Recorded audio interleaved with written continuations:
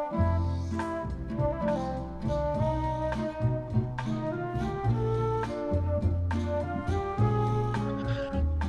right, everybody. We are live. We are less than 30 minutes away from UFC Vegas 21 going down at the Apex in Las Vegas, Nevada. Big main event coming up later on tonight. Leon Edwards versus Belal Muhammad. And we are live with all of you, answering your questions, getting your thoughts on this event. Right up until Jason Witt and Matthew Semmelsberger make the walk to the octagon. Thank you for joining us, everybody. Leave your questions, your thoughts on the card in the comments section of the chat. We'll get to them in a matter of moments. I am Mike Heck. I do not do this alone, thank goodness. We got José Youngs joining us. Good old Phoenix, Arizona. We got the Prince of Positivity, Alex K. Lee in the Great White North. And, of course, the baddest stash in MMA. Got it, AK. Duval! Duval! And the baddest stash at MMA Media, E. Casey Leydon. Yes. All right, so we're 28 minutes away, Jose. How are we feeling? Has our mood changed? Are we feeling more excited than maybe we would have on Thursday or even yesterday? I feel a little more enthused today. Sure. I'm not going to try to get into the minds of our fans or whatnot. So if they're feeling more excited, then all power to them. As for myself, I guess, I'm always excited for fight week, fight night, whoever fights. Like, I'm always down to watch a fist fight, especially against high level martial artists. So yeah, sure. As much as it can, I'm not like calling all of my friends, telling them to tune in to like Leon Edwards was Belal Muhammad, but why not? I'll say yes. Are you telling your friends, AK? Tune into this event. Don't miss it. Don't miss a second. If I had any, I surely would. Absolutely. Mike, why are you bringing that up? That's a sour subject, you know. Casey, it's okay. Listen, we're talking hypothetical. We're talking hypotheticals here. I understand it. No offense intended. No offense intended. None taken. No, I mean, I am strangely excited. It's just been so long since we've seen Leon Edwards fight. And I'm not saying Leon Edwards is like, event television, but he's a really good fighter. And it's a shame that he didn't get to capitalize, on that win over RDA, which I think opened at least a few eyes as far as like his potential to not be a star, but to be someone, that fans view in high regard and worth watching. But, hopefully he's healthy. That's well. We know there's been a lot of reasons why he's been out. Hopefully he's healthy. He's got a tough opponent, and I am somewhat excited. So yes, I would tell a few of my hypothetical friends that they should check out tonight's main event. Casey, does tonight feel like, I don't know, like maybe just like the Royal Rumble just happened, and this is like St. Valentine's Day massacre in your house? Like, it's fun. There's some intriguing matchups, but it's just kind of not the same, It's just every Saturday more fights, and it's like we love watching fights, but it's like let's spice it up and do it on a Thursday night. I don't know. That's all. Just the bummer of Chimaev not being on this card too. I mean, when this whole card was built around Edwards and Chimaev, and unfortunately with the very unfortunate news about his illness, so there's a little bit of this cloud over this event, but the event itself is great. I don't mind it. It's fun. It is a fight night card. So yeah. I think Belal put himself in a pretty good spot this week. He said the right things. He's acted the right way. The face-off between those two was pretty intense yesterday. It's good stuff. He did a good job kind of slotting into that spot for one Khamzat Chimaev. So that should be a really interesting fight. Just looking at the betting odds right now, some money coming in on Leon Edwards, minus 265 favorite. The comeback on Belal is up to plus 245. So there you go for those who are going to be playing the ponies later on. But this is the People's preview show. So let's go to the people, Casey. We got any questions, any thoughts, any fights people are looking forward to? Here we go. Let's go this one. All right. Referring on what Casey said yesterday on the preview show regarding how impressively Leon will look tonight, do you think that sentiment will have a major impact on him getting a title shot next? Casey, you want to maybe defend your words? I mean, they weren't like outlandish words, but just kind of building upon what you said during the preview show. You think Leon's going to have a day? How much will that impact him getting a title shot? I do. Excuse me. I do expect Leon to look good tonight, and I expect him to win a pretty dominant decision. But I don't think he'll get a title shot from it. That's all. The fact that I think that all that's going to happen. Actually, I do agree with Jose said. He could possibly get a title shot with an impressive win tonight, which I expect. Based solely on the fact that he will be the cheapest opponent for the UFC to pay in the Kamaru Usman sweepstakes. So I just want to enjoy the fights, and I just want to see what happens tonight. Really, I don't want to think too far in advance with all the the politics that goes into matchmaking and stuff. I'm just excited. Leon Edwards is going to fight tonight, and I'm excited that Baham Muhammad is getting a big opportunity to make sure we all remember his name. There you go. I thought Jose also made a great point that if Dana White kind of jumps on the bandwagon and starts promoting correctly and jumps on the Leon train with a good performance tonight, who knows? What Dana says sometimes a lot of people gravitate towards. So we'll see. AK, your thoughts on this? Like, what if Dana goes to the press conference after the fight and said, "Wow, Leon Edwards, I'm telling you, I've told you this kid was great for years, and finally he's living up to that potential that I've been throwing at everybody." Do you believe him? Are you buying it, or is this kind of a negotiation tactic on Dana's part? Oh, I think it's as Tristan suggests, it's going to depend a lot on what Leon does. I think the potential is there for Dana to say something like that. If Leon gets like an 8-second knockout like he did years ago, I mean that's a long Seth Baczynski, that's a lifetime ago now in MMA years, and then does like a 30-second like on point freestyle or something like that after the. I mean that's like make a lot of people cringe, but I don't care. But I think if he did that, I think it'd be cool, and if it was actually good, then Dana White, I mean, he'd probably just kind of shake his head and laugh, but it would get his attention. And certainly would have him saying positive things. I'm glad, at least, I know we kind of joked about it on the preview show, that like him saying, "Oh, Leon definitely gets a shot with, if he's with an impressive effort." I know he said that's a bit of, kind of double speak. It's something he can easily kind of just, work his way out of if he changes his mind. But I'm glad he at least suggested it. We've seen him do less with other fighters. We mentioned Aljamain Sterling so many times before that title fight with Petr Yan was booked the first time. How many times Dana was asked specifically about Aljamain and for whatever reason just would not compliment him or like really go out of his way to promote him. So even this little bit of promotion, I think it's good. I respect it, and it opens the door for him to elaborate on that if Edwards does something crazy. So I don't know if we should expect Dana White to be over the moon with whoever wins this main event, but I think the potential is definitely more there for Edwards to do something nuts if he can get a big finish. I know none of us are expecting a big finish. We're all expecting a pull-it victory either for Edwards or Muhammad upset. But again, if Edwards does well, Dana White's I don't think he has anything against Leon Edwards. He wouldn't shy away from boosting him. We shall see. It all, as Jose likes to say, it's tough to fantasy matchmake until the fights actually happen. All right, Jose. Okay. I like this. All right, Jose. If you had to choose to be either a judge or a referee, which MMA related occupation would you choose? Well, it's interesting you start with me, because when I was on Fight Island, all of the referees and judges all had to stay at the same hotel. So we, you go down to the cafeteria, you get the buffet, maybe you go to have like a regular dinner or a drink on your off days, and you kind of you're forced to mingle with each other because you can't leave. So I actually had some good conversations with a lot of the refs and pretty much all of the judges, and I can confidently say I would 100% rather be a judge than a referee, because my God, referees get so much hate for no reason whatsoever. People are just like, Mark Goddard gets hate because he stops the fight at a time that affected someone's betting slip. And now Mark Goddard's like, why does that matter to me? And now you're sending me death threats? Like, come on. 100% I would rather be a judge, especially because they're more anonymous. They're just there to do a job and get in and out. So yeah, definitely a judge. Plus, they get to wear dope suits when they judge a fight. And you would know about sick wardrobes, Jose, as Megan 100%. Anderson and Israel Adesanya called out at the 259 press conference. AK, what do you think? Would you rather be Judge Alex K. Lee or the referee in charge, Alex K. Lee? Man, I'm a fan. Put me in there. I want to be, and you got to put a ref cam on my head for sure. Put that ref cam on my head.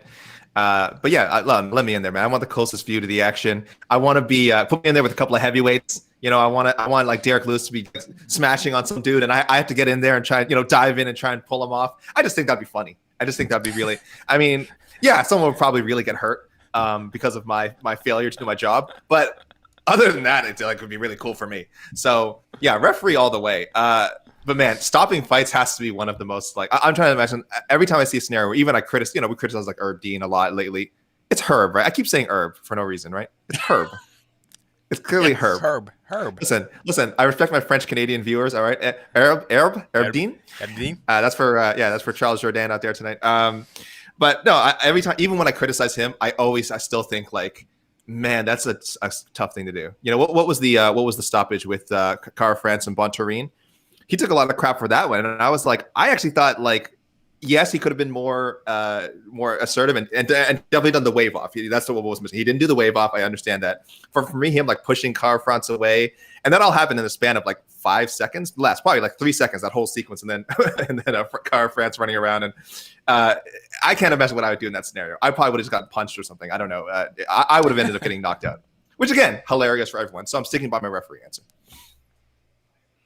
I'm kind of with Jose on this one. I think I'd rather be a judge. Like you get crapped on, but you kind of fly under the radar. Like I kind of feel for judges because like at least with the referee, like if Mark Smith makes a good stoppage, it's like that was a really good stoppage by Mark Smith. But if I scored a fight 30-27 for the rifle winner, no one's gonna say, "Wow, that Mike Hack, what a judge he is." That's a great scorecard. So I'd rather be the judge, fly under the radar. I get some crap for like I don't know a day or two, but referees. They last for a long time, especially with John McCarthy having his own podcast and calling out everything in sight, fighters, referee, etc.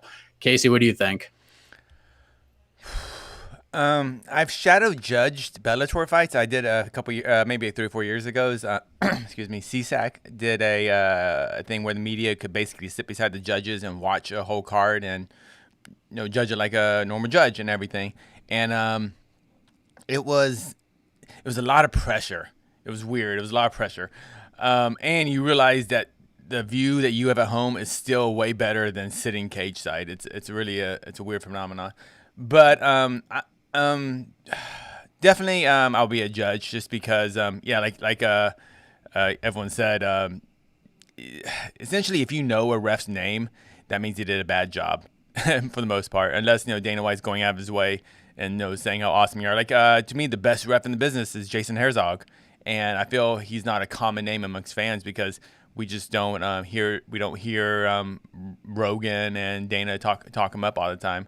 But he's a very good ref because you don't know him.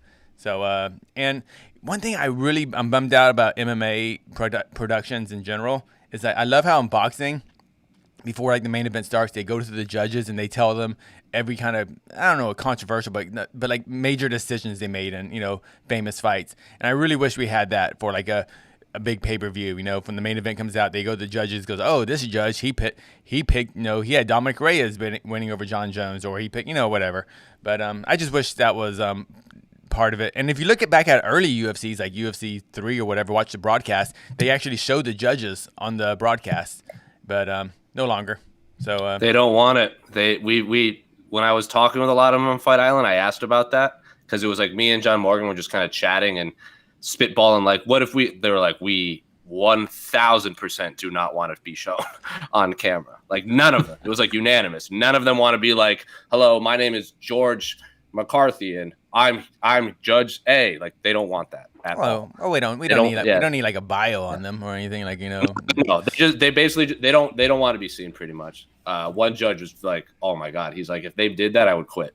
But I think I think knowing who the judges, at least maybe not their faces, but we need to know their names and what scores they had because we need accountability. So well, Casey, Jose, I don't know if you see. There's a guy in the Michael Easter, one of our regular viewers, in the comments says, "I would love to be a judge because I would transform the sport by giving post-fight interviews and explain my scoring philosophy." So this man wants that judge clout. He wants judge clout. It's super easy to say when you're not in that scenario. Of course, it's really like until you get death threats, and until you get people coming after you, and until you get fighters teams like telling people to go after you, it's super easy to say that.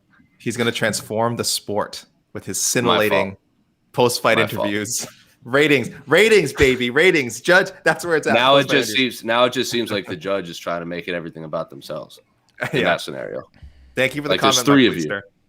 But Thank you for the comment. More importantly, if you were a ref and when the camera goes to you and and the referee for this main event is José Youngs, what do you have your little hand signal? Are you gonna do the heart? You gonna do the little salute? Like what's your little go-to ref thing? Come on, I know we've thought of it late at night, Oh, I do a little breakdancing move. Your little spin a Rooney. Okay, A full body. You gotta do a full body. no Booker T. Okay. And it's like, I'm gonna take out a fingerless glove like Diesel and put it on, and then raise my. Yeah, I like that. Yeah, I'm doing rock paper Just scissors. the one. Just the one. Oh, thank you. And then I everyone in the appreciate crowd that. will start doing this. So no one's so the judges, so it's not gonna be like the Little League World Series with the judges. Before we get to the first fight, let's introduce the judges, and each judge like walks in one by the other. Hi, I'm Judge Eric Cologne, and my favorite TV show is Transformers. You know what I do? What I do like in Major League Baseball, they have like Joe Torre used to be. I don't know what his title was, but he would like represent a lot of the umpires in baseball. So if there was a bad call, he would do a press conference because he was like their representative.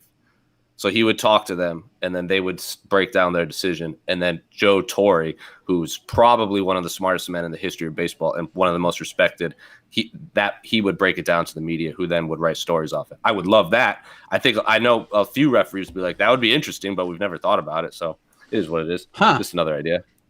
That's a cool idea. And even just like in the NFL games, when there's like a judgment and whether a call is going to be overturned, just having like a former referee or somebody in the booth to like explain what the hell's going on. Who's that? Too. Bob Bennett's done it for boxing a few times, and he did it for, UFC fights a few times. Like when Canelo won, when he beat Triple G, finger quotes. If for those listening, he like kind of broke down why. I love Canelo. He's definitely 0-2 against Triple G, though.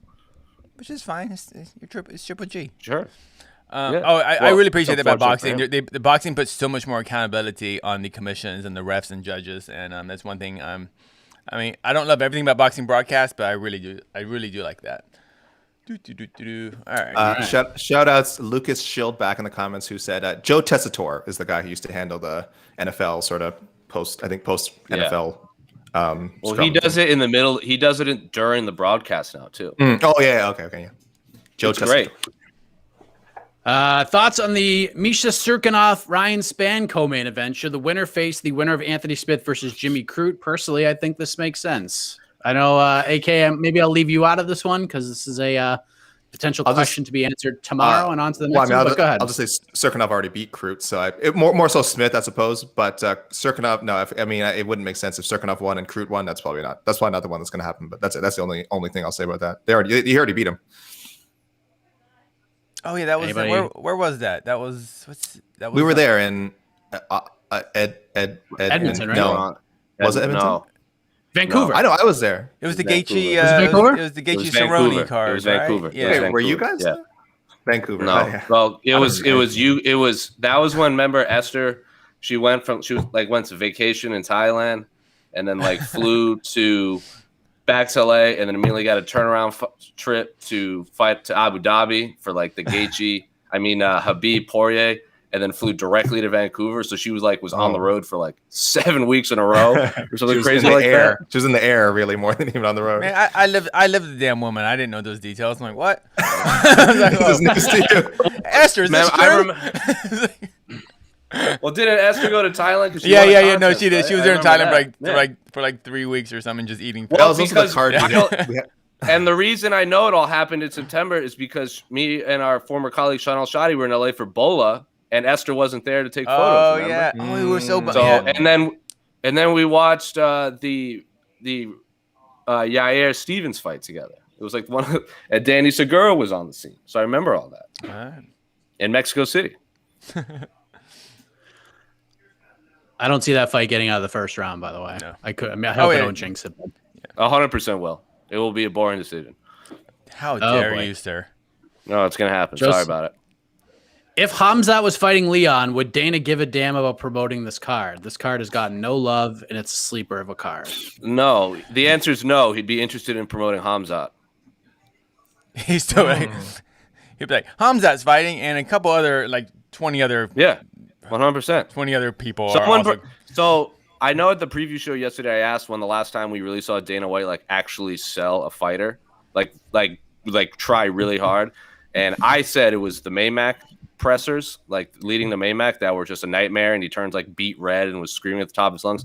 Someone brought up when Francis Ngannou fought Stipe the first time. I thought that when he's like, oh, he hits like a truck, and he's like reading off all these facts about Francis, and then they just cut to Stipe just like, well, that's cool, I guess. I thought so it's like, I thought it was a Ford Focus. I thought he said it wasn't like a Ford. There was a specific vehicle. Yeah, it was a small car, which is still a small car. It's still much more powerful than your average human. Still, but yeah, exactly. And then even Cain Velasquez, who actually knows about cars, is like, that's a stupid car. Like he understood the reference. He's like, this is a stupid car. Hey, we expect a Ford Focus. It's fuel efficient. It's it's very affordable. It's great. Maybe a first car out of college. So, hey, Cain, man, chill. I don't want the show to be all about Cain Velasquez and his, but that's actually a really good point about UFC 220 and the whole like Ngannou build and all that stuff, because I remember like before I went into the building, I went out and like was watching some football and grabbed some food, and I was just like randomly talking to people who were going to be there in attendance, and like everybody was on the Francis Ngannou bandwagon. Like I think I asked probably like 75 people like who they thought was going to win, and every single one of them thought Francis was going to knock him on the first round. Because Dana White sold the fight well, and that was like one of the last few times it really happened. They did a great job of promoting him. Look, this was like I think Dana is accurate. I think he does hit like a Ford Focus. So I mean, people are saying Ford Escort. Is it Escort? Ford Escort. I apologize. Get it right. But yeah, look, this was supposed to be obviously a big year for Hamzat. I mean, he for sure would have gotten the title fight if he beat Leon Edwards. I have almost no doubt about that. And it is unfortunate everything that's gone down with him and COVID-19 and how badly his body's reacted to it. So we would be seeing we'd have a whole different energy going into this card. Yeah. As Joseph Bose said, it is a sleeper of a card. Anyone who's looking at it, a lot of quality fights and a lot of people who could themselves go on to have great years with wins tonight. But somehow that's just has not really, as Jose has mentioned, really has not been promoted at all. Even for Leon Edwards, it feels like this should be a bigger deal that it's his return, that he's won 8 straight fights, that like he there's a sellable rematch, I feel like, with him and Kamaru Usman, and that's just outside of us talking about it on shows, you're really not hearing any of this. So yeah, very, very different energy if it was Hamzat for sure. Hamzat, excuse me. Hamzat.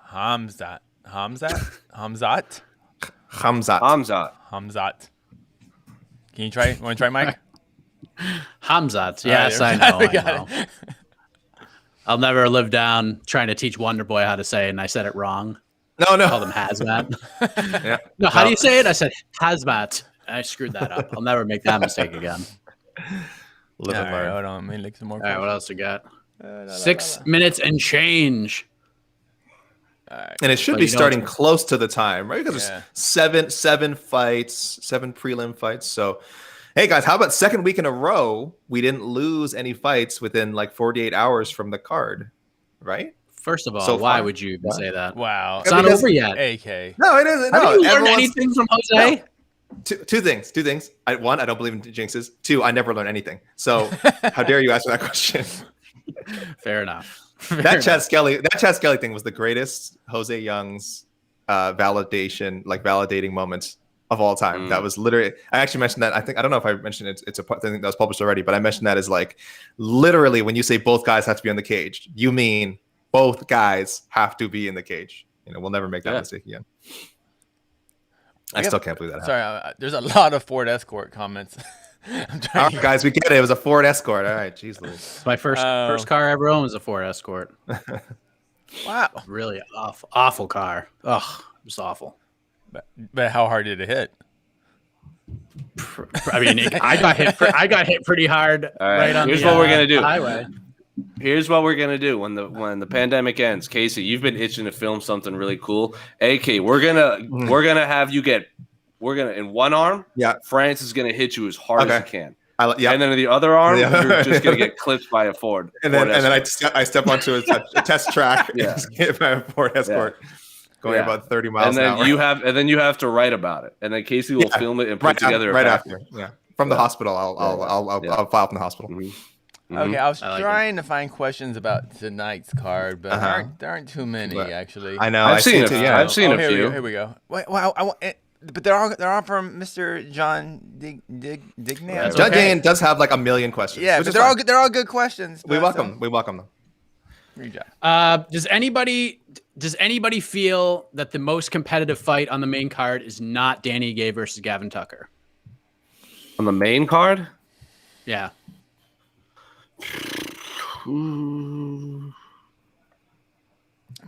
I think Cape and Nicolau could be really good because it's flyweight.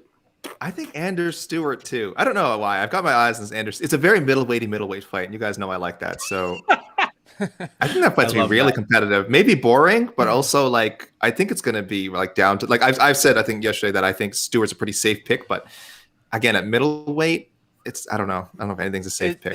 Is Martinez the favorite over Grant? Or I would 100% assume so. David Grant fights like once a year. He's a big favorite, 3-1. Okay, 3-1. Okay, then. Yeah. So of the main card, Tucker. On my picks, I did pick Tucker to win decision. So yeah, I would say he's the only underdog I'm picking on the main card. So I guess you could call that he is competitive. I think Gavin Tucker is tough as a 3-gate. Oh, right on. All right. I mean, I think the main event's going to be super competitive. If we're looking at it on paper, I think it's Ige Tucker. But like when we're talking about the end of the night, I feel like the main event's going to be the one we're talking about in terms of back and forth, super close fights. Yeah, look, a Bilal Muhammad win would be surprising, but it's not one of those things where I'm like, oh my gosh, how did Bilal do it? We can absolutely picture a scenario where Bilal just completely out cardios and outworks. Again, a Leon Edwards coming off a long layoff. I can see that scenario happening. So it would not be like a shocking thing. It'd be an upset for sure, and certainly a notable upset, but not like, oh my gosh, how did he do it? It's like, no, the blueprint is there. Can you school us on Gloria De Paula and how you think her fight with Jin Yu Fry will go? Casey, we'll begin with you. Your thoughts on this strawweight matchup and a very pivotal fight for Jin Yu Fry coming up tonight. I know nothing about Gloria Gloria Paula. Wait, I go by Gloria. We're buds. But Gloria, I know nothing about it. She's a relative unknown prospect. She fought one victory in Contender Series, which I didn't watch. And apparently she's 25 years old. So looks like it's going to be a must-win situation for the 36-year-old former Invicta Atomweight champion veteran Jin Yu Fry, coming off 2 straight losses in the UFC against a young prospect. I'm interested in the fight, but I know nothing about Gloria, and I don't hate the matchup or anything, but can't tell you very much about her. I guess we'll find out in a couple hours. Anybody? Glorinia, I also don't know a lot about her. I mean, let's be honest, this was her 8th pro fight, I think. But she's a very good striker. I can tell you this. She's a very good striker. I think she's a much better striker than Jin Yu Fry. I think right now, I think she's just under a 2-1 favorite. And again, I have a lot of respect for Jin Yu Fry and what she's accomplished. This is a must-win for her. So, I mean, the motivation is certainly going to be there. And she's tough. I think this will go to a decision. But I also see Glorino kind of winning this one handily. She's really, I think, a much better striker. So again, I say there's a very limited footage compared to what we've seen of Fry. Probably know a little more about Fry, but I'm buying into the Glorino hype, as it were, and I think she wins comfortably. And this might be it for Jin in the UFC.